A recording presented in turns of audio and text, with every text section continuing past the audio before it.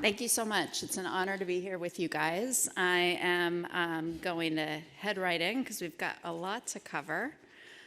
These are my disclosures. So just breaking it down, when we think about treating PAD, we really have three goals, right? We want to prevent MACE, we want to prevent Mayo, and we want to improve symptoms of claudication.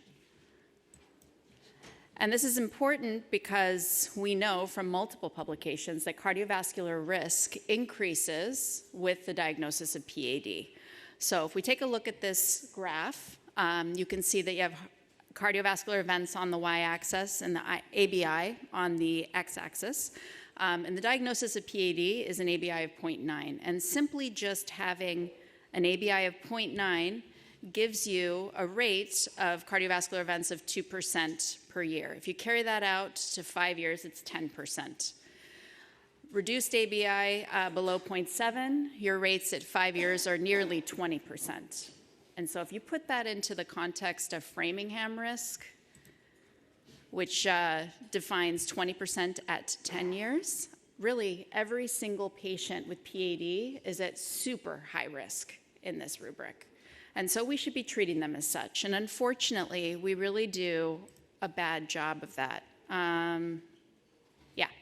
So this is medical therapy from the recent chronic limb-threatening ischemia trials, BEST CLI and BASIL 2, right? Best possible environment, randomized control trial. And in these studies, only about 70% of patients were receiving lipid-lowering therapy. I mean, that's abysmal. Nobody should be getting on anybody's table unless they're on at least a statin.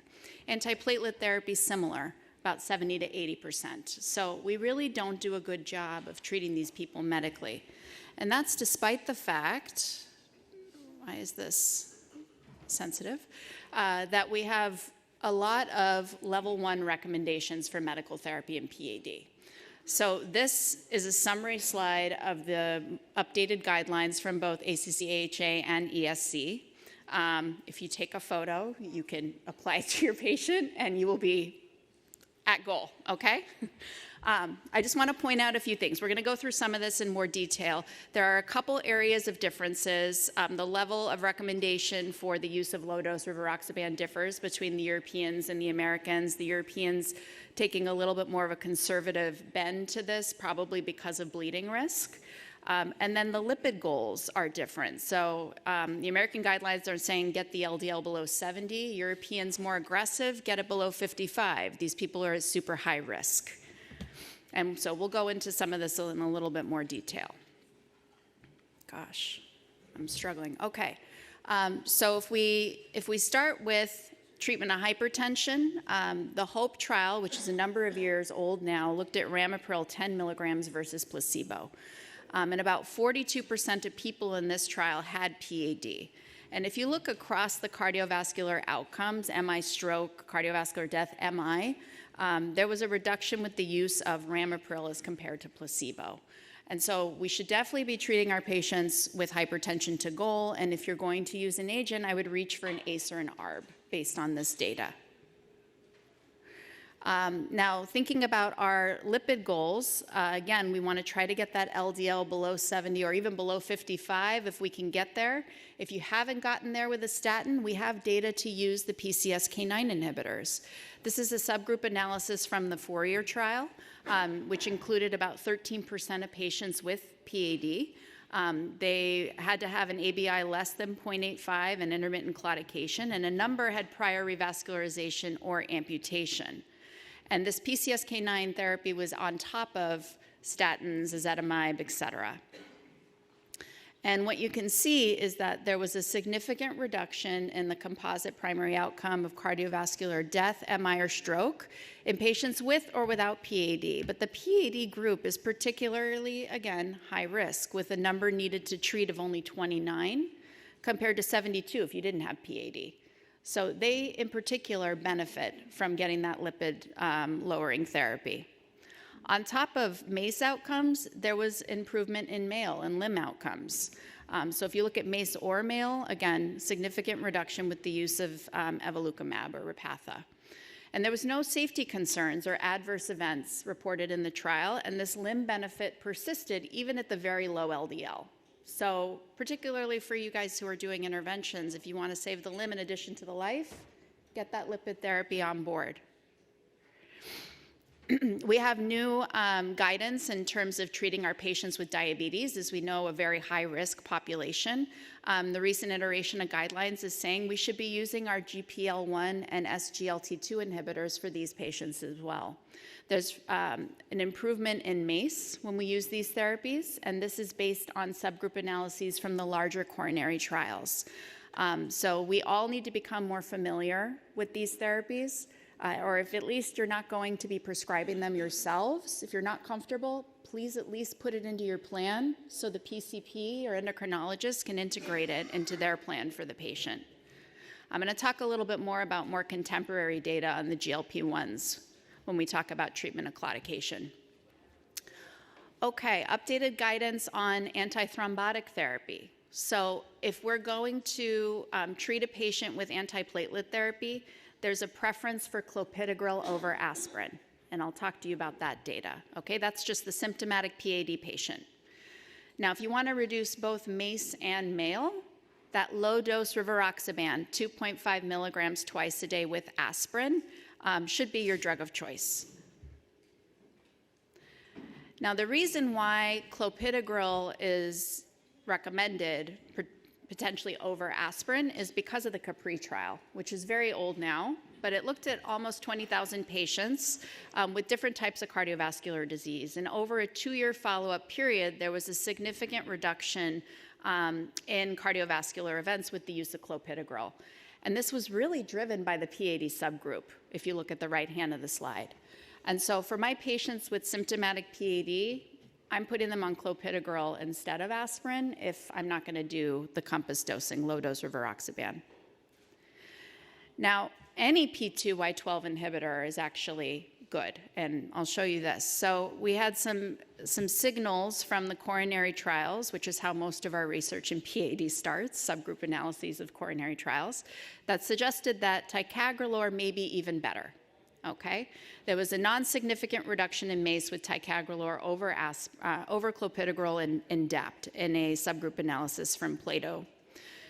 So this went head-to-head in the Euclid trial in 2016. They compared ticagrelor to clopidogrel in patients with symptomatic PAD and basically showed that ticagrelor was not superior for MACE or limb events. So either one, a P2Y12 inhibitor should be used. And that brings me to the COMPASS trial, which was a landmark study looking at patients with all types of cardiovascular disease. The PAD subgroup was about 7,500 patients roughly. It included patients with an abnormal ABI greater than 50% stenosis or prior revascularization or amputation. These patients were randomized to low-dose rivaroxaban, 2.5 milligrams twice a day, plus aspirin, rivaroxaban 5 milligrams twice a day, or aspirin only. And this trial was stopped early for superiority for the rivaroxaban and aspirin group after 23 months. And what we saw was a 28% relative risk reduction in composite cardiovascular death, stroke, and MI in patients receiving that low-dose rivaroxaban and aspirin group. Now, there was also a significant reduction in major adverse limb events. That was very dramatic, actually. And this came at the cost of bleeding, not surprisingly. Anytime we provide antithrombotic therapy, we have that bleeding risk. They actually used a pretty conservative bleeding definition, this ISTH, major bleeding score, and there was no significant difference for bleeding into a critical organ between the two groups. But for your patients of high bleeding risk, pause and assess. Now, these limb events are super important, particularly for you, because we know after lower extremity revascularization, there is a full four-fold increase in acute limb ischemia. And this is reproduced across multiple trials, as you can see here. So anytime you guys intervene, the risk for acute limb ischemia goes up. And so we need to be particularly aggressive with our medical therapy to help prevent that.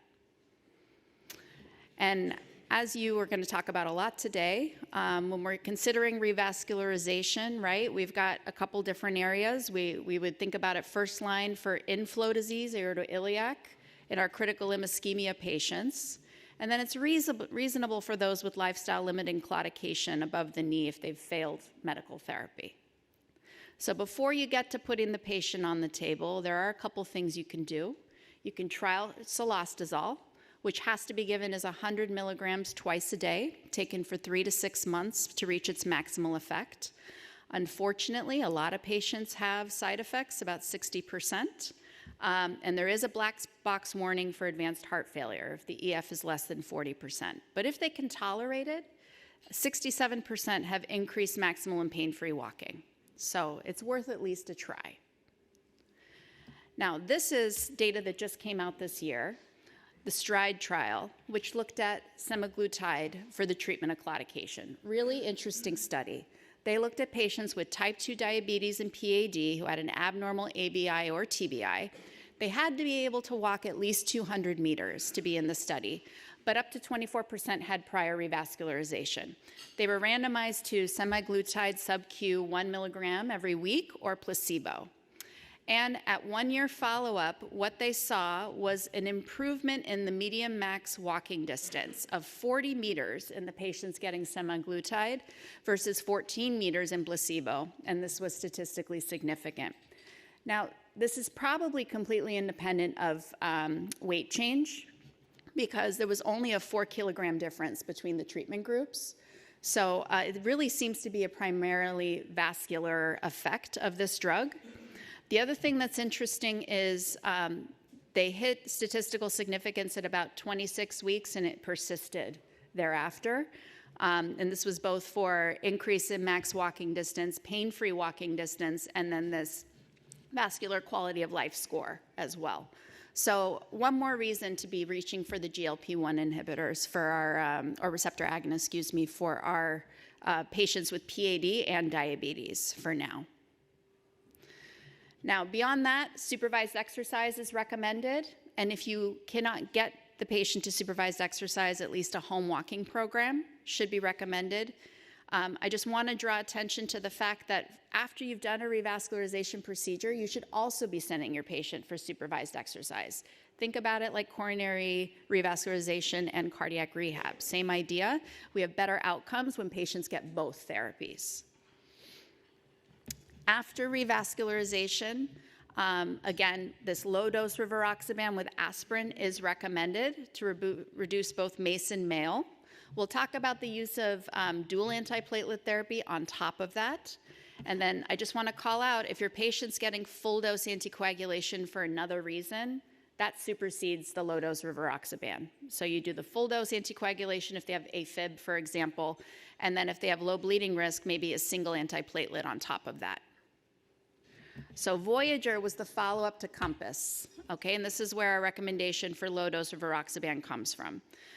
These were patients undergoing revascularization. They, again, were randomized to rivaroxaban 2.5 milligrams twice a day with aspirin versus aspirin alone. About 50% of patients in the trial were also getting clopidogrel on top of that therapy. Pretty good spread. About a fifth had critical limb ischemia. The rest were claudicants. 60% were getting endovascular or hybrid revascularization in the trial. The rest were surgical. And it, again, showed a significant reduction in the primary outcome of cardiovascular death, acute limb ischemia, major amputation, MI, or stroke, a reduction in acute limb ischemia in particular. Remember that fourfold increase that we talked about. And again, at the cost of major bleeding by this conservative bleeding score. Importantly, there was no incremental benefit with the addition of clopidogrel on top of this. So here you can see patients getting with clopidogrel versus no clopidogrel on top of the low-dose rivaroxaban therapy, and the absolute risk reductions are basically the same. So having clopidogrel on top didn't add anything. And if you kept clopidogrel to 30 days or less, there was no increase in bleeding.